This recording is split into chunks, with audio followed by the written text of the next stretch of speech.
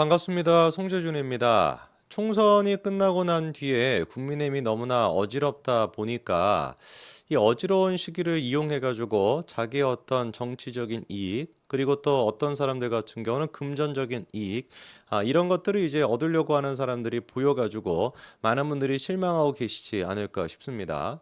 사실 이제 그 보수 유튜버 시청을 하시는 분들, 영상을 보시는 분들, 그리고 또 뉴스에 조금만 관심이 있으신 분들은 뭐 이런 걸 떠나가지고 그냥 보수인 분들 자체가 어떻습니까? 굉장히 이제 똑똑하시고 그리고 또 사회가 어떻게 돌아가는지 명확하게 아시기 때문에 방금 제가 말씀드렸던 그런 사람들이 어떤 사람들인지 금방 눈치를 채실 겁니다. 그래서 뭐 그 인간들이 그 쓰레기 같은 유튜버들 같은 경우도 지금이야 이제 뭐 어떻게 해서든지 간에 뭐 이렇게 돈벌이 좀 해보겠다고 그런 얘기 한다라고 해도 자연스럽게 정의에 따라 가지고 진실에 따라 가지고 정리가 될 거라고 저는 보고요. 정치인 중에서는 특히나 우리한테 좀 실망감을 주고 있는 사람은 홍준표 시장일 것 같습니다.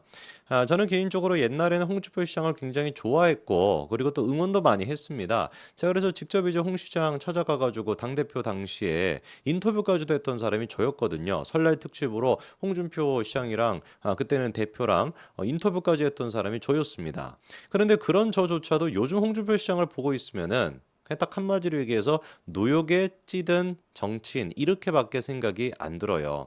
나이 많이 먹은 이준석 이렇게 생각이 듭니다. 뭐 이거에 대해서 명예훼손으로 고소하시지는 않겠죠, 그렇죠? 나이 많이 먹은 뭐 이준석이라 그래가지고 이준석이라고 하는 거 자체가 제가 생각할 수 있는 어떤 그 홍준표에 대한 평가긴 한데 이 홍준표 시장 같은 경우는 지금까지는 그래도 보수 정부를 위해 가지고 뭐 여러 가지 뭐 노력을 했겠죠.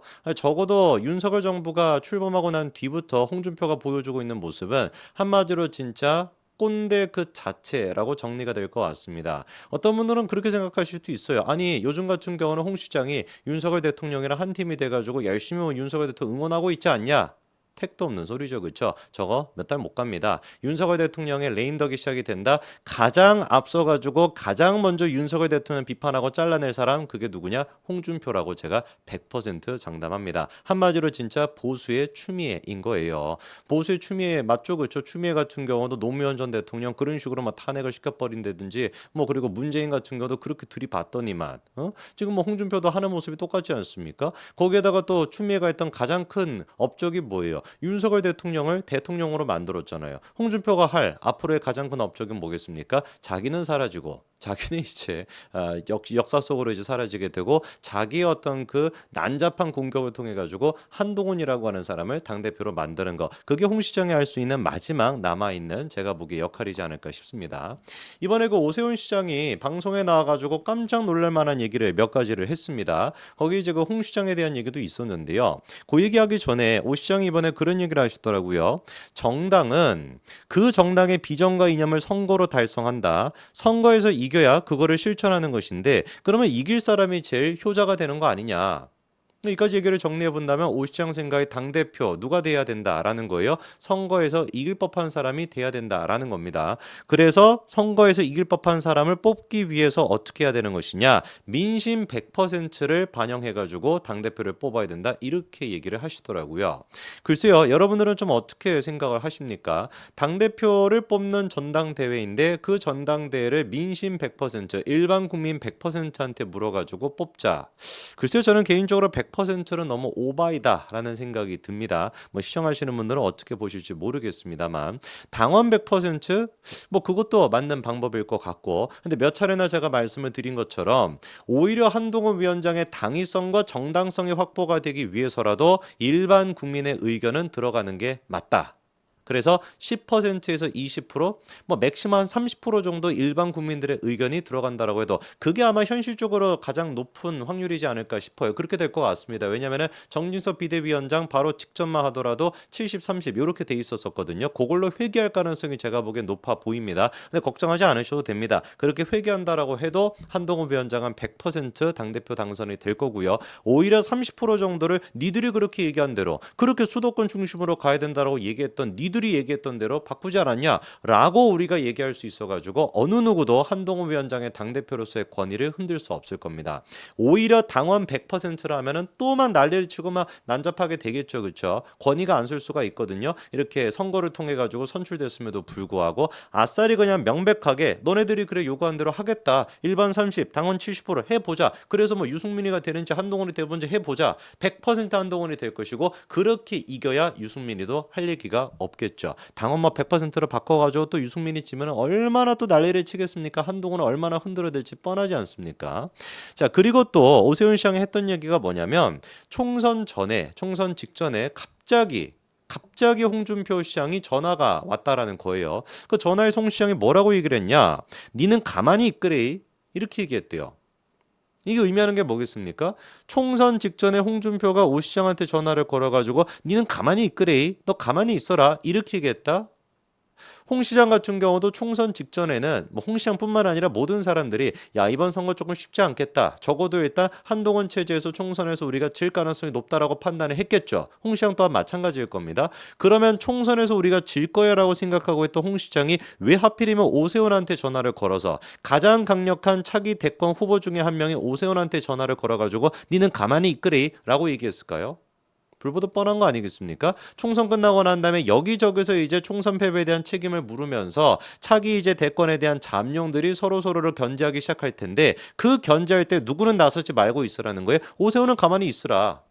바꿔 얘기한다면 누가 나서가지고 하겠다? 내가 나서가지고 하겠다라는 거 아니겠습니까? 내가 나서가지고 하겠다라고 했던 홍준표 실제로 나섰습니까? 너무나 명백하게 나섰죠. 4월 12일부터 시작해가지고 한동훈을 까기 시작했습니다. 4월 12일에 한동훈 위원장에 대해서 문재인의 사냥개라 그랬고요. 하루 걸러서 계속해가지고 철부지 정치 초년생, 폐쇄자가 된 황태자다, 배신한 사람이다, 우리를 괴멸시킨 애다. 그리고 바로 직전에 5월 초 때 같은 경우도 문재인의 사냥개다 뭐다 이런 식으로 계속 공격을 해댔던 게 홍준표 아니었습니까? 저는 그래가지고 명백하게 홍준표의 의도가 드러났다라고 봐요. 추악한 노역이 다 드러났다. 오세훈 시장 너는 등판하지 말고 가만히 있어. 내가 나서가지고 한동훈 제거할 거야 라고 하는 홍 시장의 이 메시지가 정확하게 니는 가만히 있으래를 통해서 드러나는 거 아니겠습니까?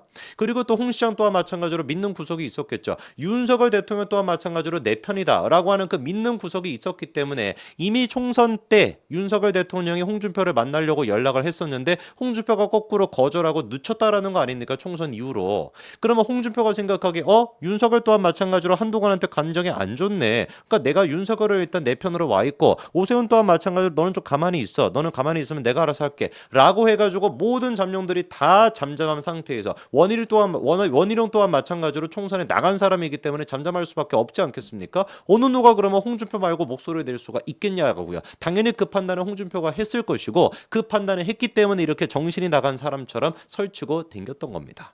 다 그러니까 어땠던 거예요? 짜놓은 각본이었던 것이죠. 한동훈을 제거하기 위해서.